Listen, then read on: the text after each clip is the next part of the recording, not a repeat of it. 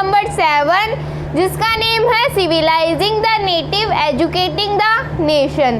तो इसके अंदर आज हम बात करने वाले हैं the demand for moral education. मतलब जो मोरल एजुकेशन होता है उसकी डिमांड जो है वो बढ़ने लगी।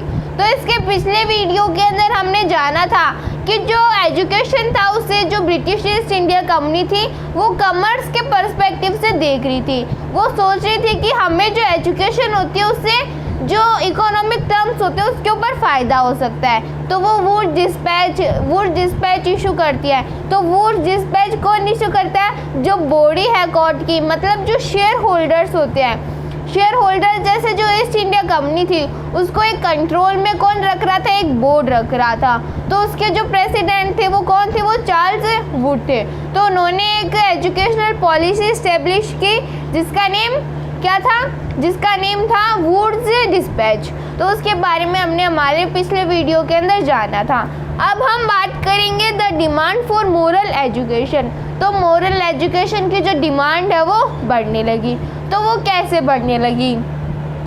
तो क्रिश्चियन मिशनरीज इन इंडिया, जो क्रिश्चियन मिशनरीज होते हैं वो इंडिया के अंदर आए थे। तो क्रिश्चियन मिशनरीज क्या करते थे? वो अपने धर्म को फ्लरिश करते थे, लोगों को क्रिश्चियनिटी के बारे में बताते थे क्रिश्चियनिटी के अंदर क्या होता है, कैसे जो लोग होते हैं वो रहते हैं। तो वो सब कुछ क्रिश्चियन मिशनरीज आए थे। कहाँ से आए थे? वो यूरोप के अंदर आए थे। वो फ्रांस से भी आ सकते हैं, वो ब्रिटेन से भी आ सकते हैं। तो वो उधर की साइड से आए थे। तो क्रिश्चियन मिशनरीज आए थे इंडिया के अंदर और उन्होंने क्या किया? Strongly criticise practical education.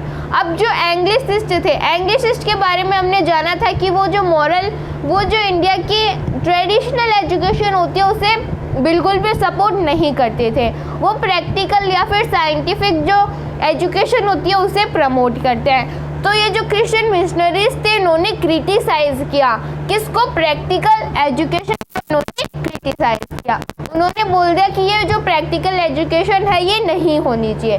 तो उन्होंने प्रैक्टिकल एजुकेशन को क्रिटिसाइज किया और वो क्या बोलते हैं? The missionaries felt that education should attempt to improve the moral character of the people and morality could be improved only through Christian education. वो बोलते हैं कि ये जो प्रैक्टिकल एजुकेशन है ये किसी काम की नहीं है। अगर लोगों को हमें एजुकेशन ही देनी है तो हमें लोगों को मोरल एजुकेशन जो है वो देनी चाहिए। अब यहाँ के लोग बोलते हैं हाँ हम पहले से कभी से यही बोल रहे हैं इन ब्रिटिशर्स को कि हमें मोरल एजुकेशन सिखाओ, हमें मोरल एजुकेशन सिखाओ, लेकिन तुम ही लोग बोलते हो कि मोरल एजुकेशन नहीं, हम आपको प्रैक्टिकल एजुकेशन सिखाएंगे। और अब आप ही लोग बोल रहे हो कि हमें मोरल एजुकेशन सिखानी चाहिए। तो पहले ये जो इंडियंस थे वो मोरल एजुकेशन ही चाहते थे। तो ये मिशनरीज भी क्या बोलते हैं?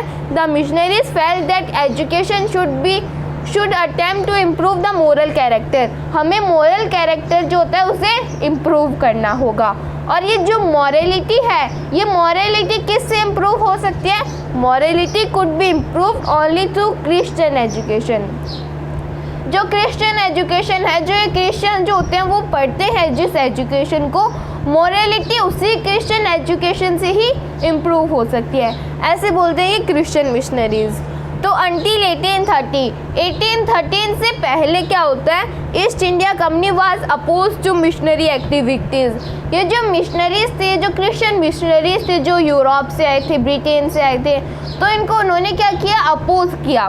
कब तक? 1813 के पहले तक ईस्ट इंडिया कंपनी ने क्या किया? Was oppose to missionary activities. ये जो मिशनरीज थे, क्रिश्चियन मिशनरीज, ये जो भी एक्टिविटी करते थे ये अपने स्कूल खोलते थे और क्या करते थे? ये जो हिंदू है और जो मुस्लिम है उनको क्रिश्चियंस के अंदर कन्वर्ट करवाते थे। तो ब्रिटिश ईस्ट इंडिया कंपनी ने उनको अपोज किया। उन्होंने अपोज क्यों किया? क्योंकि ब्रिटिशर्स को ये डर था कि कहीं हम जो लोग हैं यहाँ के इंडिजीनियस पीपल है उनके रिलीजन मैटर के अंदर इंटरफेयर तो नहीं करें। तो पहले शुरुआत में तो कंपनी को डर लगा कि अगर हम इनके रिलीजियस मैटर के अंदर इंटरफेयर करेंगे तो जिस दिन ये क्रिश्चियन मिशनरीज को मारेंगे उस दिन हमारी भी खूब बुराई होने वाली है। तो बाद में पहले तो इन्होंने सपोर्ट नहीं किया कि लोगों को क्या पता उनके सेंटिमेंट्स हर्ट हो जाए।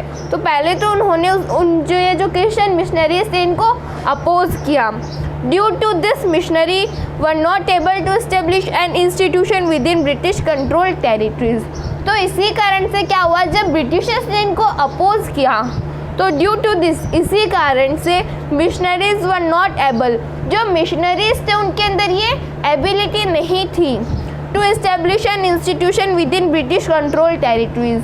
जिस टेरिटरी के अंदर ब्रिटिश ईस्ट इंडिया कंपनी ने कंट्रोल करके रखा है, उस टेरिटरी के अंदर कोई भी जो क्रिश्चियन स्कूल है वो ओपन करने की इनके अंदर एबिलिटी नहीं थी, क्योंकि जो ब्रिटिश ईस्ट इंडिया कंपनी थी वो अपोज करी थी। और अगर ये क्रिश्चियन मिशनरीज उनकी जो टेरिटरी है जो ब्रिटिश ईस्ट इंडिया कंपनी ने अपने अंडर के अंदर ले ली है, अगर ये क्रिश्चियन मिशनरीज उस टेरिटरी के अंदर अपना स्कूल या फिर अपना कोई भी इंस्टीट्यूशन ओपन करेंगे तो ये जो ब्रिटिश ईस्ट इंडिया कंपनी है वो इनको फिर से हटा देगी या फिर वहाँ से भगा देगी।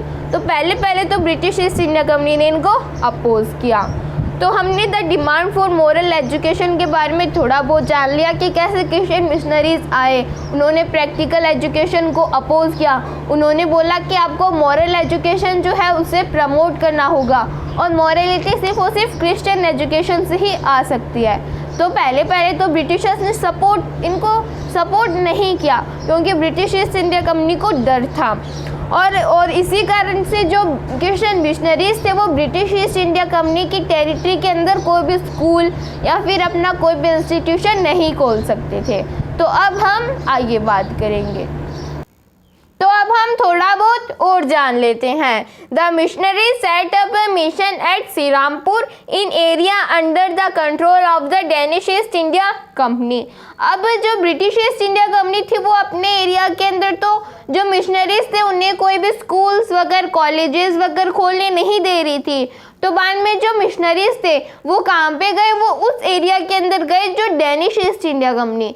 डेनिश ईस्ट इंडिया कंपनी मतलब हमने देखा था कि जो इंडिया है उसके अंदर बहुत सारी कंपनी आई थी, British East India company, Danish east India company, French east India company, Portuguese east India company. तो वैसे बहुत सारी जो कंपनीज है वो इंडिया के अंदर आई थी। तो जब ब्रिटिश ईस्ट इंडिया कंपनी ने मिशनरीज को मना कर दिया तो वो डेनिश ईस्ट इंडिया कंपनी के पास चले गए जो कि डेनमार्क से आई थी। तो जो डेनमार्क से कंट्री आई थी उन्होंने जो जिस एरिया के ऊपर कंट्रोल कर रखा था वहाँ पे जो क्रिश्चियन मिशनरीज है वो चले गए।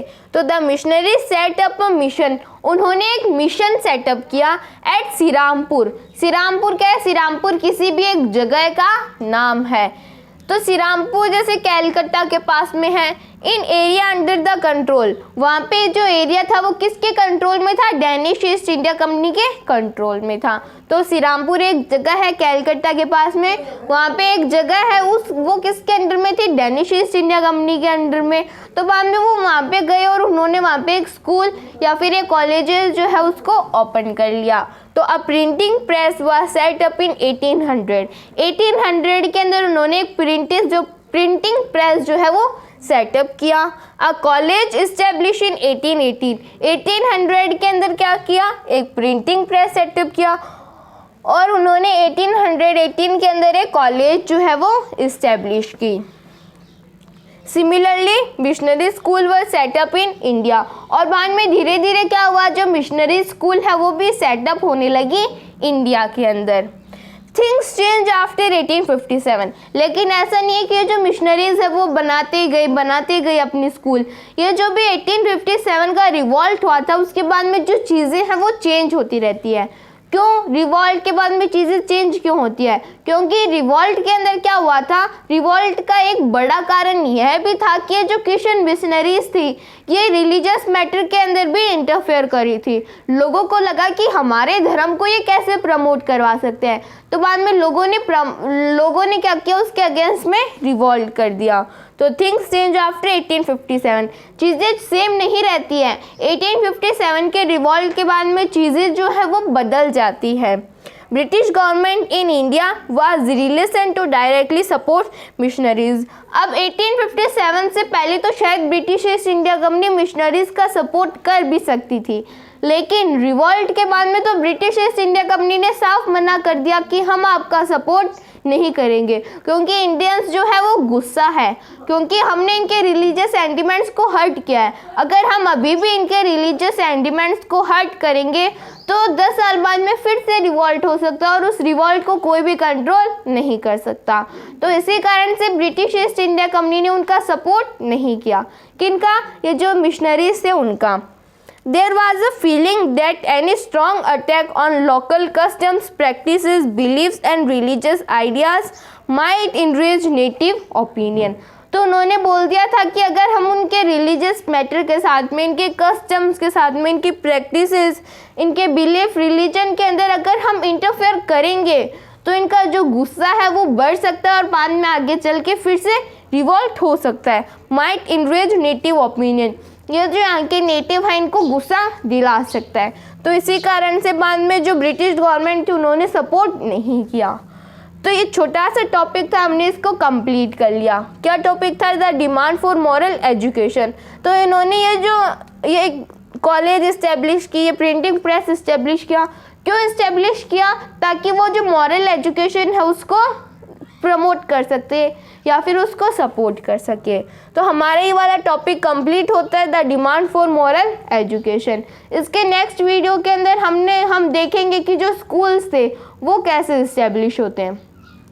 If anybody have any type of doubt, any type of query, then please mention in the comments below. Thank you so much.